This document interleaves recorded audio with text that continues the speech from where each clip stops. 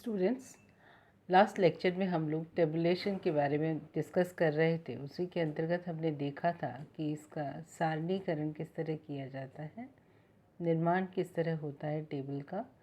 तो उसमें हम डिस्क्रीट डिस्ट्रीब्यूशन तक की बात कर चुके थे।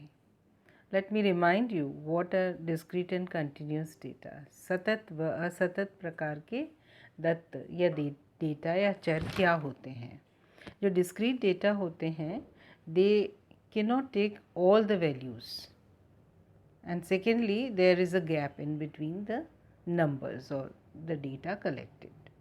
जैसे उदाहरण के लिए हम ले लें कि अगर वो कंटिन्यूस नहीं है तो डिस्क्रीट है अगर वो, तो जैसे number of fishes of 5 different species in a pond, 5 अलग अलग प्रजातियों की मछलियों की संख्या एक तालाब के अंदर।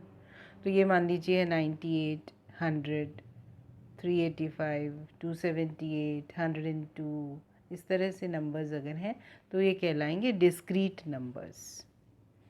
और दूसरी तरफ कंटिन्यूस डेटा या कंटिन्यूस या सतत प्रकार के जो दत्त होते हैं या डेटा होते हैं या चर या वेरिएबल्स होते हैं, they can take any value and then there is no interval in between them. उसका उदाहरण कैसा हो सकता है, जैसे कि हाइट है या वेट है, ये सारी उसके उदाहरण हैं। तो जितने भी रॉ डेटा हमें प्राप्त होते हैं उसमें हम सबसे पहले उन डेटा को लेके एक उनके मानों के अनुसार आरोही या अवरोही क्रम में विन्यासित कर देते हैं। इसको सरणीकरण कहते हैं। दी array of data कहलाता है। The arrangement of data in their ascending or descending order of magnitude is called array. array से हमारी शुरुआत क्या होती है, फ्रीक्वेंसी डिस्ट्रीब्यूशन की, कि हमने जो रॉ डेटा था उसे फ्रीक्वेंसी डिस्ट्रीब्यूशन के अंदर कन्वर्ट कर दिया। इसमें क्या होगा कि अरेज डेटा की kept in such a manner that each variable exhibits its repetition number, frequency of variable जिसको हम कहेंगे, कि जब हम इस तरह आरोही या अवरोही क्रम में विन्यासित करते हैं तो कुछ नंबर ऐसे होते हैं, जैसे ऊपर के उदाहरण में आपने देखा कि कुछ नंबर ऐसे आए जो कि रिपीट हो रहे थे, जैसे कि आपने देखा 80 2 बार आ रहा है, 71 2 बार आ रहा है। तो इस तरह से इनकी जो ये रिपीटिशंस जो हैं ये कहलाते हैं आवृत्ति या फ्रीक्वेंसी या बारंबारता कहलाते हैं। तो फ्रीक्वेंसी डिस्ट्रीब्यूशन जब कंटिन्यूस होता है तब भी इस तरह की बारंबारता होती है या रिपीटिशंस होते हैं, और अगर सतत होता है, असतत होता है या डिस्क्रीट होता है तो भी इस तरह की बारंबारता देखने को मिलती है। So the frequency distribution in a class interval can be prepared in 2 ways. अब ये हमारे पास अरे तो आ गया, डिस्ट्रीब्यूशन का एक विन्यास आ गया, लेकिन उसमें 2 तरह के हम इसमें टेबल्स बना सकते हैं। क्लास इंटरवल जैसा कि हमने पहले बनाया था, ये क्लास साइज़ लिया और उससे हमने डिफरेंट वर्ग बना लिए वर्ग अंतराल के आधार पे। अब ये वर्ग अंतराल हम 2 तरह से देख सकते हैं। पहला है ओवरलैपिंग फ्रीक्वेंसी टेबल, ये एक्सक्लूसिव मेथड होता है। इसमें क्या होता है, upper limit of a class interval is the lower limit of the next. जैसे कि 1 से 10 है, 10 से 20 है, तो ये क्या है, एक्सक्लूसिव टाइप का है कि 10 को हम पहले वाले में इंक्लूड नहीं कर रहे, दूसरे वाले में कर रहे हैं। पहले में 1 से लेके 10 9.9 तक है जैसे, और दूसरे में 10 से लेके 19.9 तक है। तो एक्सक्लूसिव मेथड कहलाता है, ये ओवरलैपिंग फ्रीक्वेंसी टेबल कहलाती है। दूसरी प्रकार होती है non overlapping type of frequency table, जिसमें कि upper limit of one class interval do not overlap the succeeding class. इसमें क्या कर सकते हैं, जैसे 1 से 10, 11 से 20, 21 से 30, 31 से 40, तो ये नॉन ओवरलैपिंग फ्रीक्वेंसी टेबल का उदाहरण है। इस तरह से ये बनाई जा सकती है।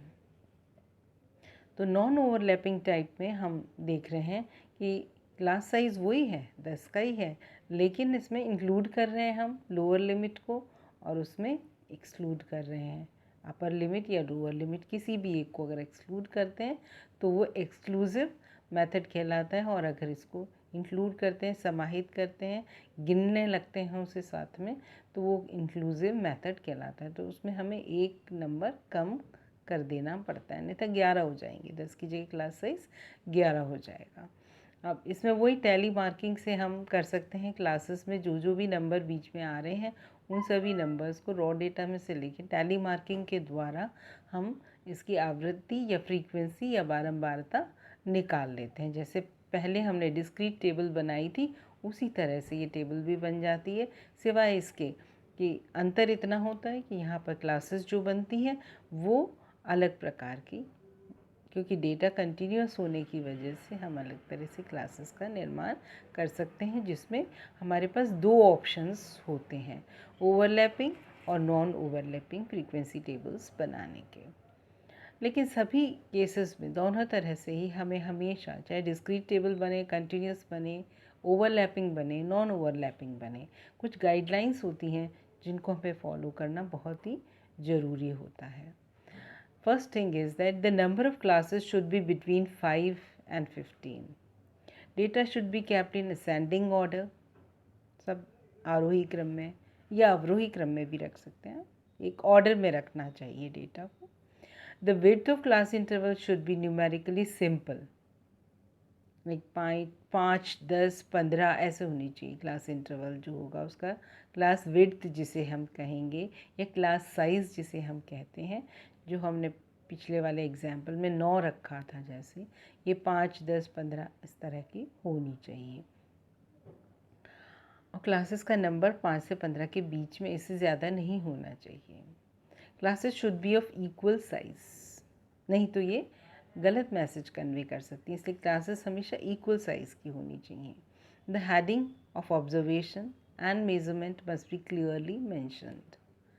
सारे मेजरमेंट्स के हमें सारे ये यूनिट्स लिखनी चाहिए, जैसे अगर हाइट है तो सेंटीमीटर या में है या इंचज़ में है, एज है तो मंथ्स में है कि ईयर्स में है, या आरबीसी काउंट है तो वो मिलीमीटर क्यूब पर 100 ml है, हीमोग्लोबिन परसेंट इन मिलीग्राम्स पर 100 ml ऑफ ब्लड है। तो इस तरह से हमें सब चीज़ें इसकी मेंशन करनी चाहिए पूरी तरह से। हेडिंग, एक द टेबल में एक टेबल का नंबर डालना ज़रूरी होता है, क्योंकि कई सारी टेबल्स होंगी तो फिर हम बाद में उसको कोट नहीं कर पाएंगे अपने टेक्स्ट में। तो टेबल का नंबर डालें, टेबल का टाइटल डालें, हेडिंग होना चाहिए उसका, और वो इतनी बड़ी होनी चाहिए कि वो पेपर में आराम से फिट हो जाए। जैसा कि हमने आपको बताया, क्लास इंटरवल भी न्यूमेरिकली सिंपल होना चाहिए, ऐसे उसकी नंबर ऑफ़ रोज़ और कॉलम्स जो आएंगे क्लास इंटरवल के साथ साथ, वो भी बहुत ज़्यादा नहीं होने चाहिए।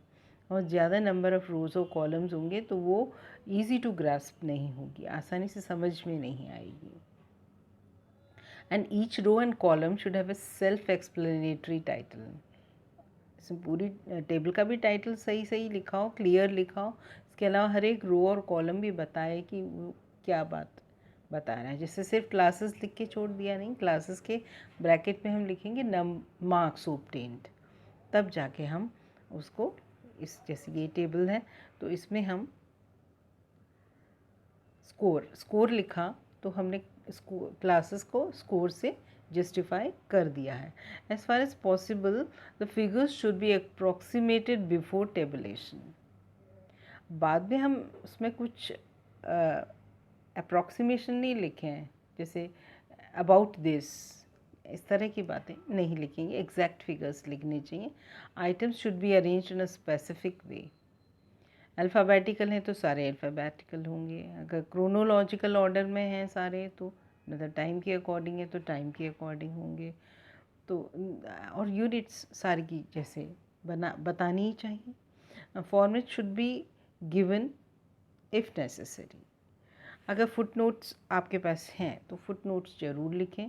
कोई अगर इंस्ट्रक्शन, कोई नोट देना चाहते हैं तो टेबल के नीचे उसे लिख देना चाहिए। And as far as possible, the values to be compared should be kept in adjacent columns or rows, ताकि उनके आसानी से कंपेयर हो सके। एडजेसेंट मतलब पास पास की कॉलम्स और रोज़ में वो चीज़ें हों जो हम जिनकी तुलना करना चाहते हैं, जिन्हें कंपेयर करना चाहते हैं। अगर हाँ डेटा हमारा सेकेंडरी सोर्स है, सेकेंडरी डेटा है, तो हमें ये नहीं भूलना चाहिए कि हम ये बताएं कि ये डेटा कहाँ से कलेक्ट किया गया है। तो इन सब चीज़ों का ध्यान रखते हुए ही टेबल बनानी चाहिए। और ये टेबल बनाना हमारे लिए तभी सार्थक है जब इन सारे रूल्स को हम, सारी गाइडलाइंस को फॉलो करते हुए चलेंगे। So thank you.